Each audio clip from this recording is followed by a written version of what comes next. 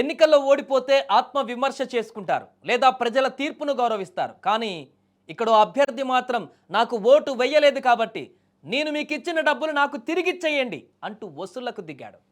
Vote వేశామని చెబితే కులదైవం సాక్షిగా ప్రమాణం చేయాలంటూ డిమాండ్ చేస్తున్నారు. మహబూబాబాద్ జిల్లాలో జరిగిన ఈ వింత ఘటన ఇప్పుడు చర్చనీయాంశంగా మారింది. మహబూబాబాద్ జిల్లా సోమ్లా తండాలో గ్రామ పంచాయతీ ఎన్నికల వేడి ఇంకా చల్లారలేదు. అక్కడ ఎన్నికల ఫలితాల అనంతరం అక్కడ చోటు చేసుకున్నటువంటి సంఘటన అందరినీ విస్తుపోయేలా చేసింది. గ్రామంలో కాంగ్రెస్ బలపరిచిన అభ్యర్థిగా భూక్యా కౌసల్య, కాంగ్రెస్ రెబల్ అభ్యర్థిగా ఇస్లావత్ సుజాత బాలాజీ పోటీ పడ్డారు. ఎన్నికలకు ముందు రోజు ఓటర్లను ప్రసన్నం చేసుకునేందుకు అభ్యర్థులు ఓటుకు 1500 నగదు, ఇంటికి ఒక కోడి చొప్పున పంపిణీ చేసినట్టుగా తెలుస్తుంది అక్కడ.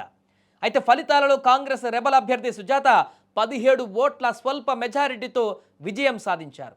దీంతో ఓడిపోయినటువంటి అభ్యర్థి కౌసల్య కుటుంబ సభ్యులు ఆగ్రహంతో ఊగిపోయారు. కౌసల్య భర్త దల్సింగ్, కుమారుడు సందీప్లు చేతిలో జెండా పట్టుకొని గ్రామంలో ఇంటింటికి తిరగడం మొదలుపెట్టారు.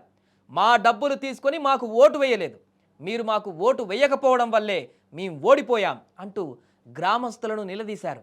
అంతటితో ఆగకుండా మాకు ఓటు వేసి ఉంటే కులదైవం జెండా పట్టుకొని ప్రమాణం చేయండి, ఒకవేళ ప్రమాణం చేయకపోతే మేమిచ్చిన డబ్బులు మాకు తిరిగిచ్చేయండి అంటూ వసూళ్లకు దిగారు.